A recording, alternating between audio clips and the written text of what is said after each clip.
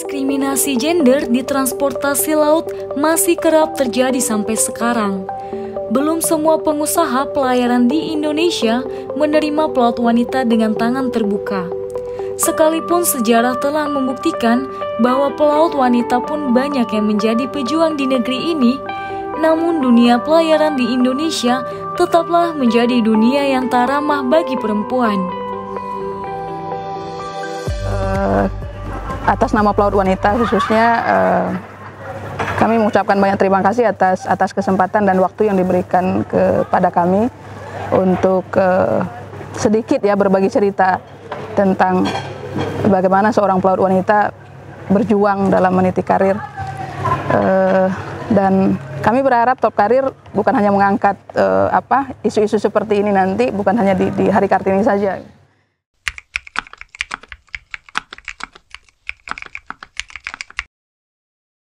2016 pelaut wanita itu baik yang aktif maupun yang tidak.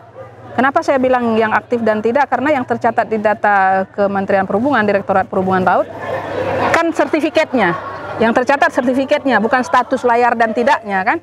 Jadi tahun 2016 itu yang pelaut wanita 8.141 kalau saya nggak salah ingat jumlahnya. Nah, pelaut prianya, pelaut laki-laki 1 juta sekian. Jadi hampir nggak nyampe 2% ya. 8.000 dengan ratusan ribu gitu. Terus di tahun 2019 itu pelaut wanita 17.000 sekian, hampir 18, kurang lebih 18.000. Pelaut laki-laki sudah 1, jadi nggak nyampe 3% kita. Kalau untuk saya, angkatan saya nih 4 orang. Hanya 4 orang satu angkatan dari sekian ratus. Dari sekian ratus. Iya. Tapi perempuannya hanya. Iya, 4 orang yang di jurusan nautik, yang cikal bakal mau jadi kapten lah. Dari 4 orang, saya the only one yang jadi kapten.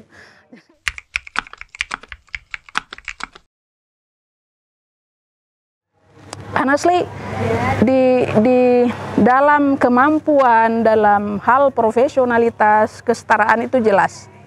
Tapi dalam hal kesempatan untuk berkarya secara profesional, itu kesetaraan atau yang kita sering sebut emansipasi, itu di dunia pelayaran jelas belum terlihat fair, belum terlihat. Itu yang bisa saya sampaikan. Kalau di perusahaan pelayaran, misalkan nih ada oknum pelaut wanita yang berbuat yang tidak sepatutnya.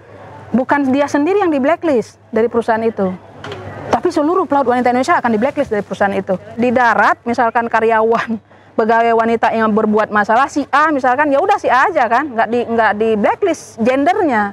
Nah kalau kami yang kami hadapi di laut tuh gendernya yang di blacklist.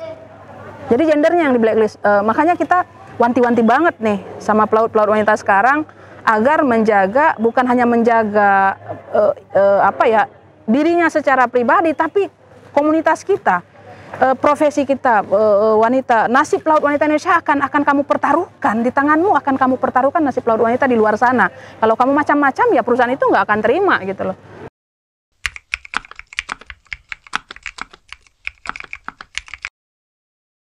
Akhirnya dengan tekad yang sangat kuat, mungkin juga dianggap mungkin dianggap orang lain saya kadet gila kali.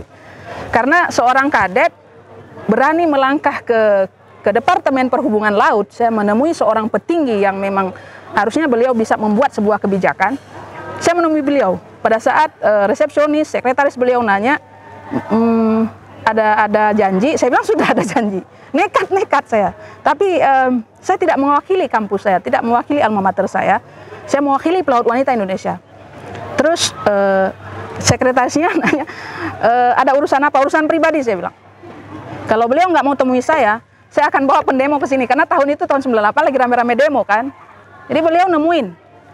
Jadi pada saat ketemu dengan beliau, saya cerita bagaimana susahnya kami calon-calon pelaut wanita, sampai saya bilang, Bapak mungkin nggak tahu karena duduk di sini, Bapak mungkin mendengar laporan dari anak buah, tapi saya mau sampaikan bahwa dulu pernah ada Kartini yang berjuang tentang emansipasi.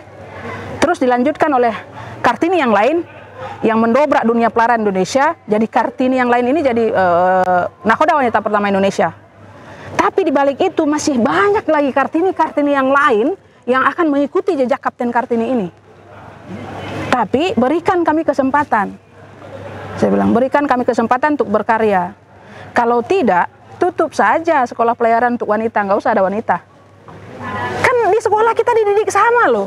Dan saya melampaui kawan-kawan lulus gitu loh. Maksudnya, bahkan ada senior saya yang belum lulus, saya sudah lulus duluan gitu. Karena saya bertekad pingin cepet gitu. Kita anak rantau ya. So, Bapak itu langsung bilang begini. Nah, katanya, kamu kesini mau minta rekomendasi dari saya, oke, saya akan buat surat rekomendasi perusahaan mana yang kamu ingin masuk. Kalau mereka nggak masukkan kamu, saya cabut izin operasinya. Saya bilang begini, Pak, saya datang ke sini bukan minta rekomendasi.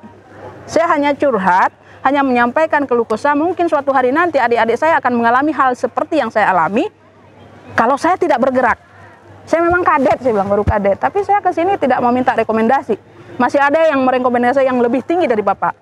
Jadi beliau jawab begini, siapa yang lebih tinggi dari saya di sini? Saya orang nomor 1 di sini. Saya bilang, yang di atas. Nah, yang di atas masih rekomendasi saya nggak takut. Cuman saya datang ke sini hanya curhat agar rasa stres di sini hilang. Kami di IFMA ada organisasi pelaut wanita, Indonesian Female Marine, yang waktu itu saya ketua umumnya dan salah satu pendiri. Kita menuntut ke Departemen Perhubungan Laut untuk membuat sebuah kebijakan agar semua perusahaan pelayaran menerima pelaut wanita. Kita hanya menuntut haknya 10% saja. Karena kita sadar bahwa kita nggak nyampe 3% nih gitu loh. Dan itu pun kan nggak semua masih aktif gitu. Nah, tetapi sayangnya sampai dunia sekarang, sampai saat ini, nggak semua pintu perusahaan pelayaran membuka dirinya buat pelaut wanita. IFMA ini berbuah hasil di tahun 2017, Oktober 2017 tuh Direktorat Perhubungan Laut mengeluarkan surat edaran sirkuler untuk perusahaan-perusahaan pelayaran yang ada di Indonesia untuk memberikan peluang ke kita 10%. Tapi kenyataannya memang secara di lapangan tuh nggak berjalan.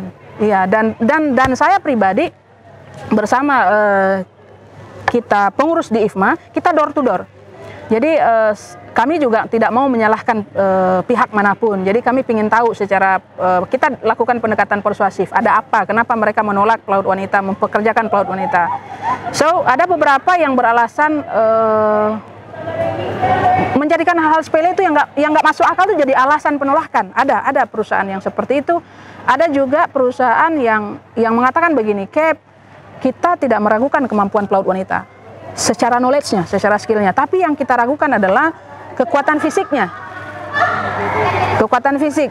Saya bilang begini, kenapa harus mempertanyakan kekuatan fisik? Apakah di sana harus narik tali? Kan enggak, kan mesti ada winch-nya, ada mesinnya untuk narik tali tros dan spring lah istilahnya. Terus ada satu senior kita, pelaut yang sudah memiliki armada, punya perusahaan pelayaran, punya armada kapalnya. Beliau mengatakan begini, mungkin yang mereka pertanyakan itu adalah kekuatan ototnya. Jadi ada jenis-jenis kapal seperti tugboat yang dia tidak punya winch, dia pakai tenaga nasi, bahasa saya tenaga nasi, narik tali besar-besar itu untuk merapatkan kapal, maju mundur kapal gitu. Nah itu memerlukan tenaga laki-laki. Nah itu tertantang kami. Jadi hal itu kami bicarakan di forum di Dewan Pengurus IFMA.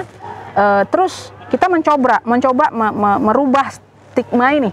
Mencoba merubah, wah ini nggak benar gitu, karena pada saat kadet kita pun narik tali kok, ya kan? Pada saat perwira junior kita pun narik tali, kecuali saat jadi kapten kan nggak narik tali.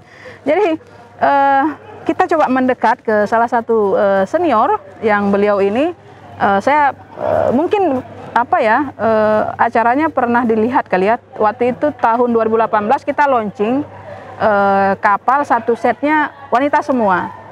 Jadi krunya itu satu set wanita semua, pelaut wanita semua. Kapal tugboat, dia asistak, sistemnya static tow, operasi melayani kapal-kapal VLCC, kapal Pertamina, kapal tanker di Balungan waktu itu. Nah, senior ini alhamdulillah mempercayai kita gitu. Beliau bilang, Capsuar, ayo sama-sama kita berjuang, saya bantu. Jadi beliau berikan satu armada untuk diawaki oleh pelaut wanita semua, dan di kapal itu tidak ada winch untuk narik tali. Jadi mereka narik tali pakai nasi. So kita showing, kita blasting, kita masukkan ke media, dan yang sangat membanggakan adalah itu sejarah pertama di dunia pelayaran seluruh dunia. Jadi Indonesia sudah punya laksamana wanita pertama di dunia, ada kapten wanita pertama di Indonesia. Kami melanjutkannya dengan ada satu kapal, satu set krunya wanita semua. Itu sejarah dunia. Nah, setelah kita buat gebrakan itu, alhamdulillah ada kapal tol laut dipercayakan juga ke kita, satu set pelaut wanita. Terus sekarang ada beberapa perusahaan yang mempercayakan kapalnya itu memang ke krunya wanita semua.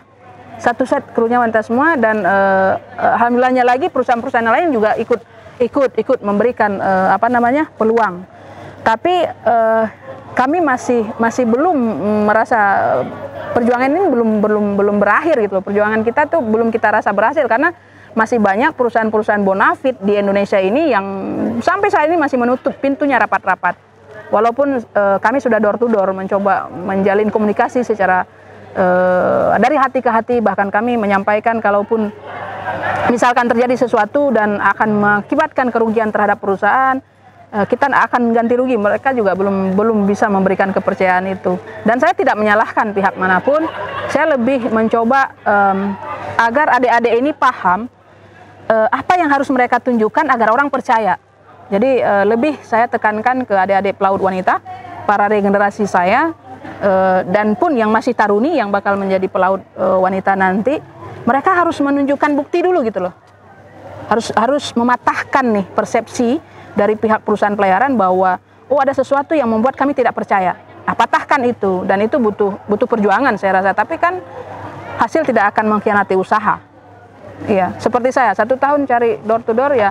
Sejak saya jadi perwira saya nggak pernah melamar kerja, karena perusahaan yang menawarkan saya.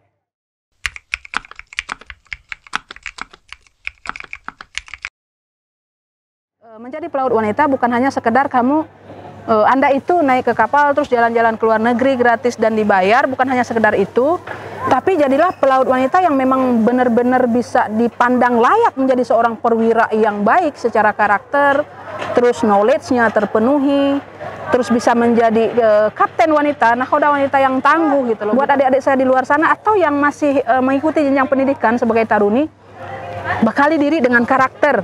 Karakter kan ini dibentuk mulai dari keluarga ya, terus jenjang pendidikan di kampusnya, terus dia sendiri pada saat bersosialisasi dengan lingkungan, terus bekali diri dengan iman yang kuat.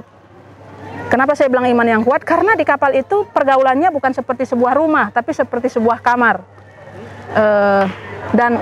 Saya pribadi tidak mau mendengar ada gender issue.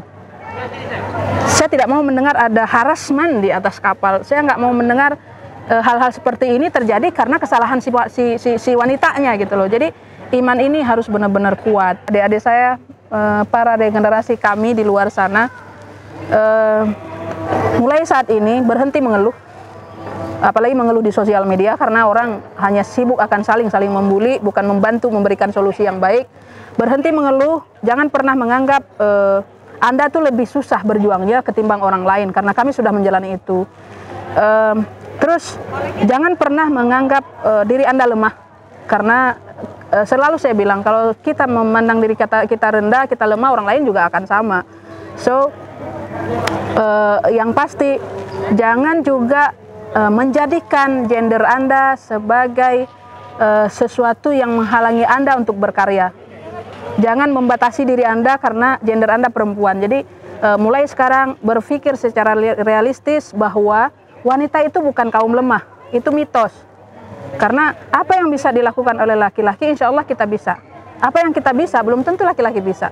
So, tetap semangat, walaupun menghadapi kendala saat ini yang mungkin diskriminasi masih ada, tapi jangan pernah patah semangat saat Anda memutuskan untuk jadi pelaut, jadilah pelaut yang tangguh, jadi pelaut wanita yang tangguh, jangan pernah menyerah sampai titik akhir.